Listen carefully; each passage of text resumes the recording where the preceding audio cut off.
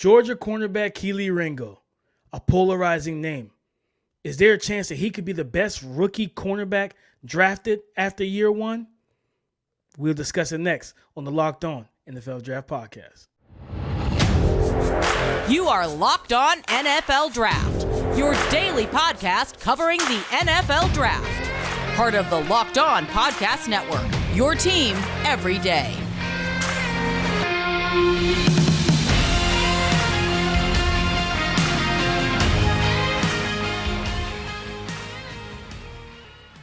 What's up, family? Welcome back to the Locked On NFL Draft Podcast, your daily podcast covering your favorite draft prospects, part of the Locked On Podcast Network, your team every day.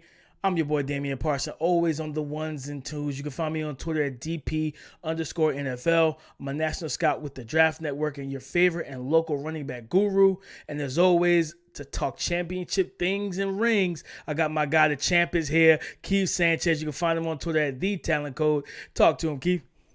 What's up, Locked On family, man? This is Keith Sanchez, senior draft analyst at the Draft Network, man. And like DP says, man, 2019 national champ. Yes, those LSU Tigers, man. Joe Burrow, Jamar Chase, Justin Jefferson, man. But DP, you know why we're here, right? We're here to bring championship level content surrounded around the NFL draft, man. Whether that's NFL draft prospects, whether that's draft philosophies, whether that's analysis, man. But guess what, DP? We have a hell of a slate today, man. We're going to talk a little interior defensive lineman, right? Because we need to stop the run because the NFL is evolving. We're going to talk about who we're watching headed into the weekend. Yes, we scout on the weekend, DP. We scout on the weekend, baby. But first, we're going to get this thing started with one of your, I would say one of your more favorite prospects as far as just, you know, the evaluation process. I think you really enjoy the evaluation process with this prospect. So, DP, why don't you go ahead and get us started? Keith, I'm going to say this. Kelee Ringo can be the number one and the top cornerback in this draft, Keith. And then when I tell you that, I'm going to ask you, give me the plan, but I believe that he can. In your opinion, how can he get to the top of this class as a rookie cornerback in the NFL? Yeah, so when I see Kelee Ringo, I see the Trayvon Diggs conversation all over again. Like I see nothing but copy, paste, hit the repeat button. Same exact conversation, man. I remember, so obviously 2019, right, on the LSU team, we went to Bama, Trayvon Diggs. That's the Jamar Chase game. Jamar Chase, let's be honest, he gave it to Trayvon Diggs. Like he balled out, he cooked them, whatever you want to call it. He did his thing, man. And then so into that season, you know, obviously the scouts come through, and I was watching film with one of the Carolina scouts, you know, part of the upper brass, and you know, we were watching film. He was just like, and we're watching Trayvon Diggs, right? And he was just like, man, I just don't know what to do with this guy. And we were going through the film, and it wasn't an LSU game. I can't remember what game it was. And he was like, man, because see, you get high level plays like this, right? And then we're watching it, boom. And then it was 5 plays later, and then he was like, and then you get these type of plays, man. That leaves you scratching your head. And he said, I don't know what to do with him. But I think with Trayvon Diggs entering the NFL and having played at a Pro Bowl level, I think the roadmap for Kelee Ringo is out there.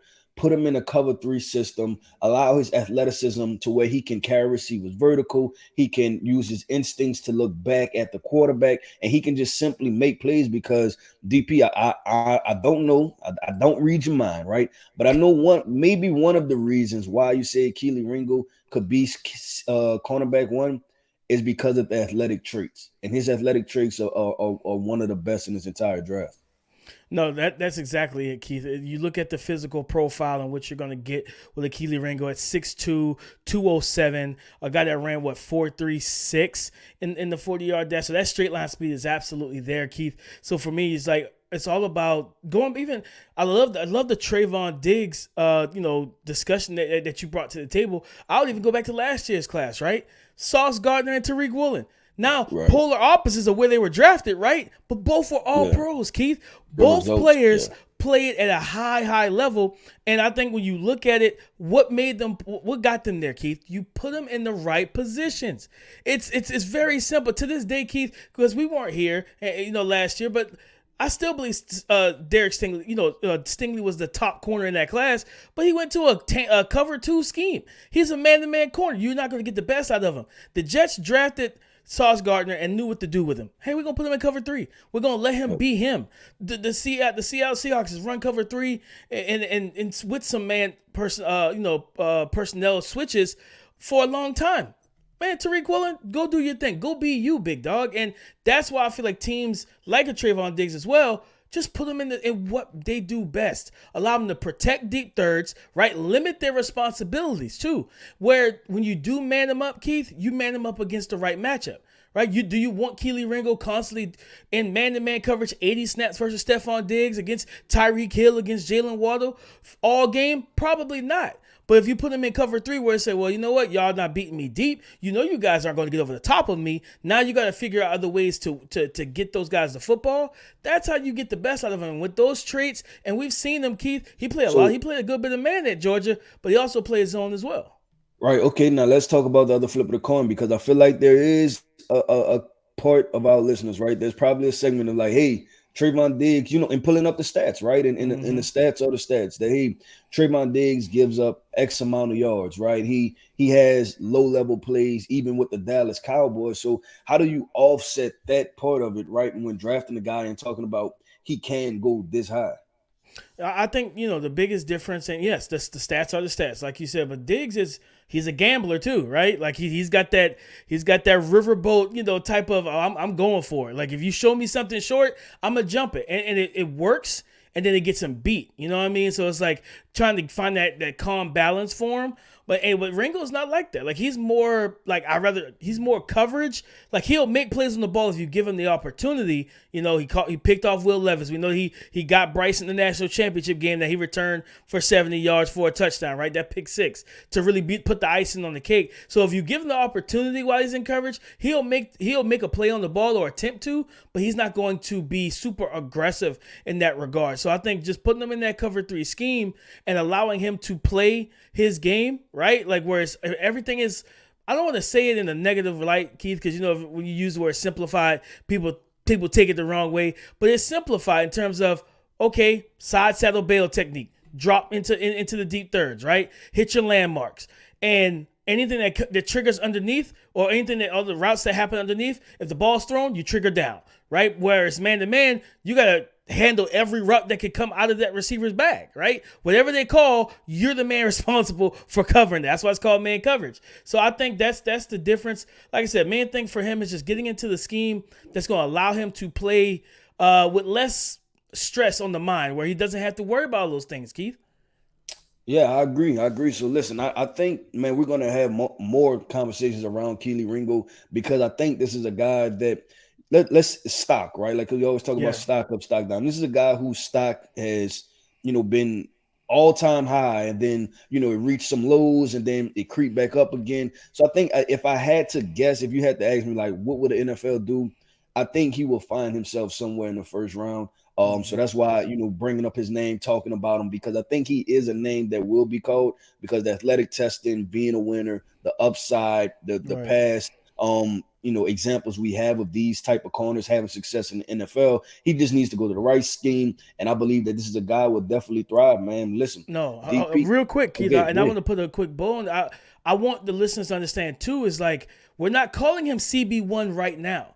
Tariq Woolen wasn't CB1 last year, you know what I mean? But he played at a level that got him up into that CB1, CB2 conversation. So into the draft, he may be CB5 or 6. But I'm talking going into the rookie year, and we fast forward a year from now, Keith, we could have that discussion where it's like, Kelee Ringo was CB1 as a rookie on the field. Not where he was drafted, but when he touched the field and played his rookie season.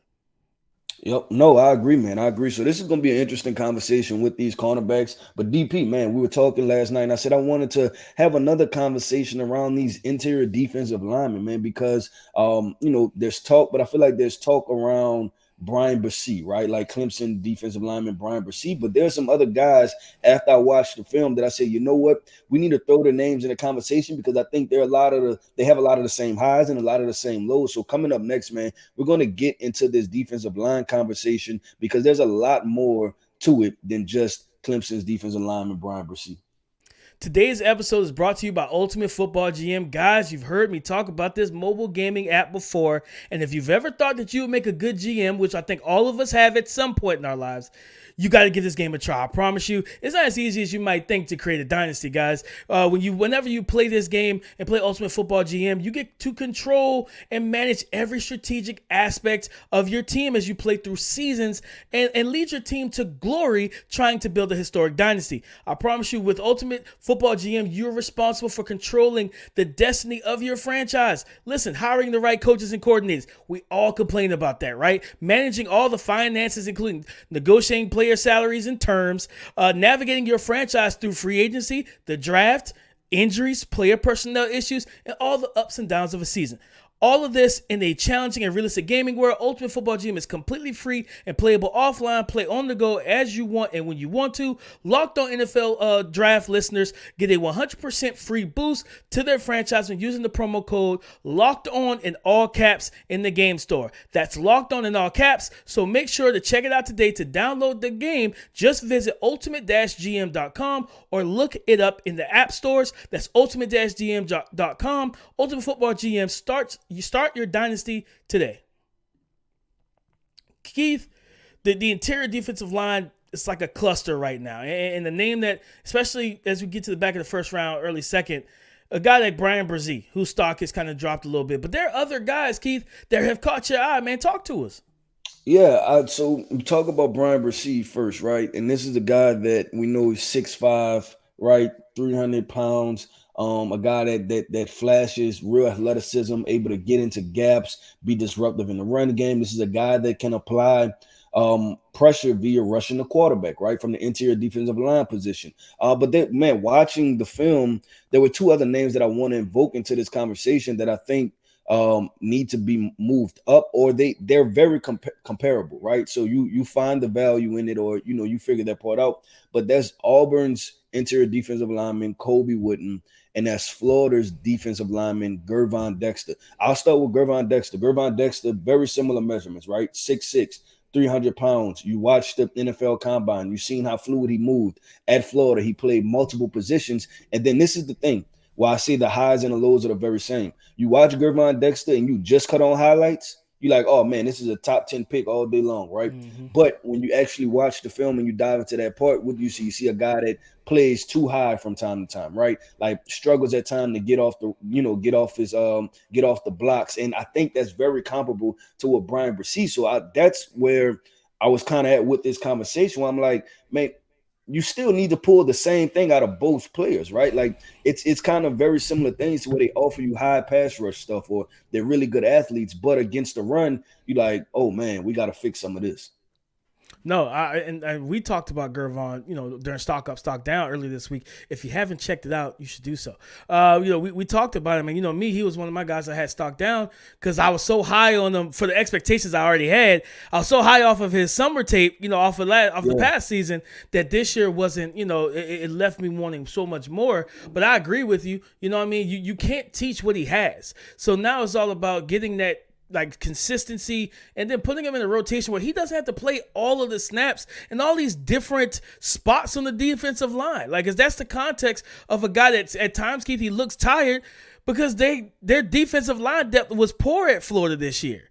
And it put him in a spot where it's like, hey, you got to play 75, 85% of the snaps on the defensive line. And it's like, oh, we're in the SEC. Everybody runs the ball in the SEC. You know what I mean? Besides maybe Mississippi State. But like everybody else runs the football. So it's like that, it put him in such a tough spot. And with Bryan Breese, the injuries have played a part, everything this young man's been through a lot in his personal life.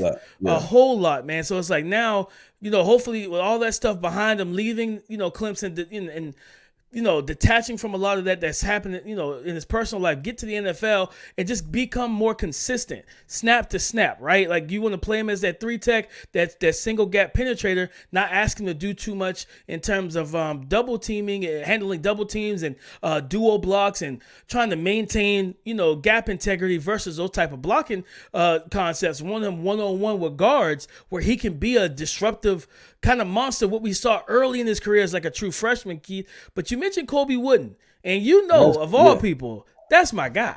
I like Kobe Wooden. Somebody has to talk me down from Kobe Wooden, man, because I think It won't out be of the me, three, Keith. It won't be me. out of the three, I have to be honest, man. I may like him the best. Like I think he plays with the most functional strength. I think you see the power that he has in his hands. You see the power that he has in his lower body. I would ask you, DP, what are your pauses from concern with Kobe Wooden?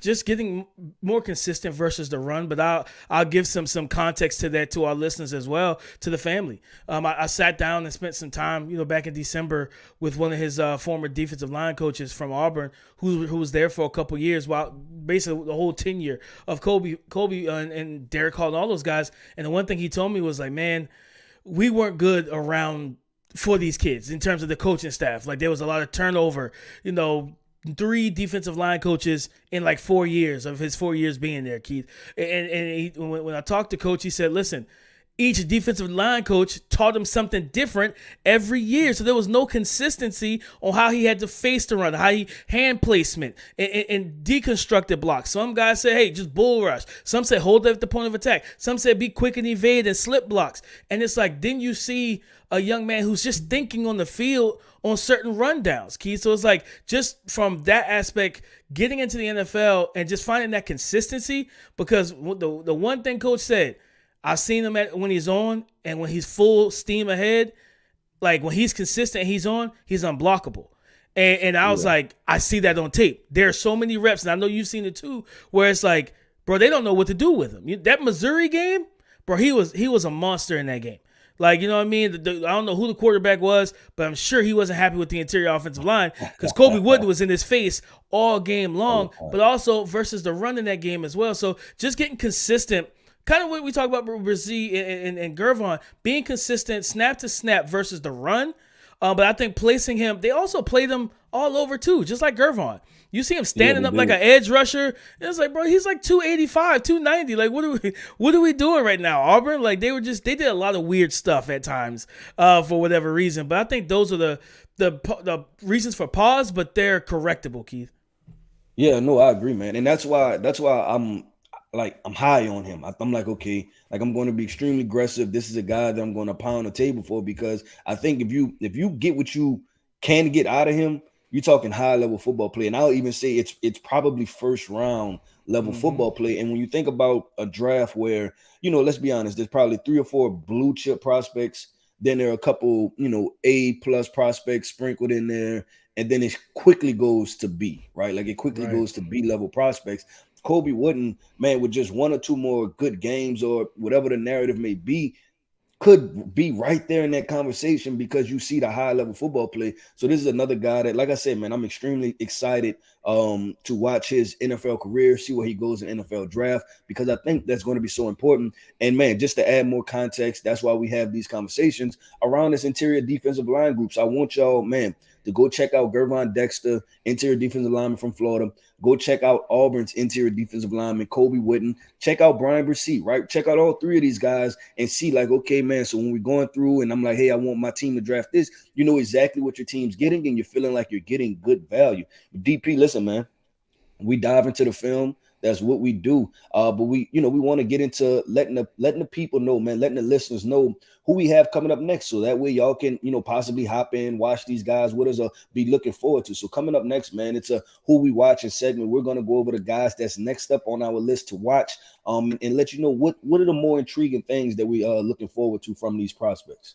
The NBA playoffs are almost here, guys, and now's the perfect time to download FanDuel, America's #1 sports book, because new customers get a no-sweat first bet up to $1,000. That's bonus bets back if your first bet doesn't win. Guys, all you have to do is download the FanDuel Sportsbook app. It's safe, secure, and super easy to use. You can bet on everything from money line to point scores to threes drain, spreads and totals, player props, everything, right? And FanDuel even lets you combine your bets with a same game parlay and a chance at a bigger payout. So don't miss the chance to get your no sweat first bet up to $1,000 in bonus bets when you go to FanDuel.com/locked-on. That's FanDuel.com/locked-on to learn more. Make every moment more with FanDuel. Who we watching, Keith? Who's on tap for the weekend, brother? Who are we looking to get graded and cross-checked on this Saturday and Sunday, Keith? Man, DP, listen, I'm jumping into these edge rushers, man. Jumping into these edge rushers because I feel like it's a top, right? I think everybody agrees with the consensus of Will Anderson, Lucas Van Ness, Tyree Wilson, Miles Murphy, right? Like those are the guys at the top. But then I think it's a heavy cluster. When you talk about Byron Young from Tennessee and, a Derek Hall, but that's what I'm excited to see. I'm excited to go through Byron Young, the edge rusher from Tennessee, because he's a guy that was explosive, man. You're talking 40 time. I think he ran a 4.51 or something like that. You've seen the flashes on tape. And to be completely honest, I think that Tennessee, they had him playing against the run more than what he needed to. This is a guy that I kind of want him to be that stand-up edge guy, right? Like I want him to be 3-4 backer, 3-4 outside linebacker, a 3-4 outside linebacker. This is a guy that may comp to Azeez Ojulari more than what his brother would, because I think he holds the weight just a little bit more, and dare I say, I think he might be a little bit more explosive than Azeez. So I'm really intrigued by Tennessee's Byron Young edge rusher.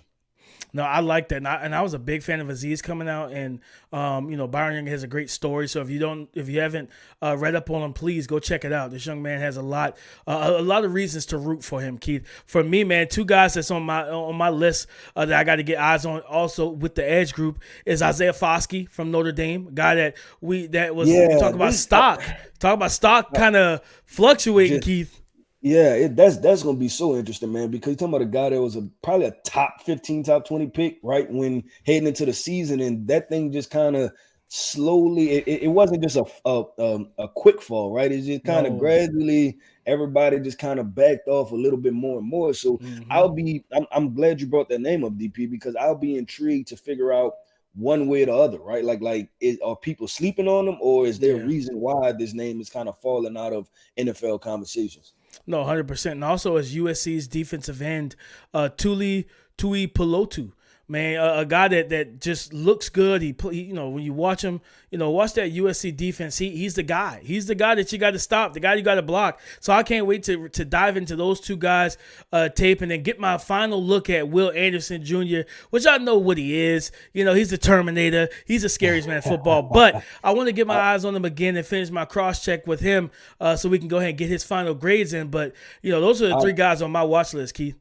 Yeah, so the last guy for me, DP, that I have to get into, man, is Nolan Smith. Nolan Smith, the guy that tore the NFL Combine up. He's been injured, so I'm definitely going to watch the beginning of last year's tape. I want to see, is there potential for growth and development as a pass rusher? Because when you look at simply the box score, right, and we watch the film, but there isn't a pass rush repertoire there. And I want to see, if there's something in there that can get me to buy in on this guy as a top 15 pick, right? Because when we talked about my mock draft, what did I say? I almost put him top 10, right? Because who knows? NFL, I think I did put him top 10 in mine. The NFL buys into these things, man. So that's definitely someone, wrapping up that I'm going to check out is Georgia's edge rusher, Nolan Smith. Man, listen, we got a lot of talent on tap, Keith. A lot of talent on tap to get our eyes on this weekend, man. But guys, we always tell you we appreciate all the love, the comments, everything. Keep them coming, keep them flooding in. As always, subscribe and go follow for free on YouTube or wherever you listen to your podcast to get the latest episode as soon as it's available. We thank y'all for making Locked On NFL Draft your first listen, not just today, but every day, every week, Monday through Friday. It's Friday, so it's the weekend coming, baby. But you know what comes out on Monday. Mock Draft Monday reaction. So we'll probably pull up Lance Zierlein's spicy mock from this week and kind of dive into that, Keith. But for guys, as always, for as in regards to Twitter, you can find Keith Sanchez at The Talent Code. I'm Damian Parson, DP_NFL. Listen, guys, come and join the conversation again Monday on the Locked On Podcast Network. Your team every day.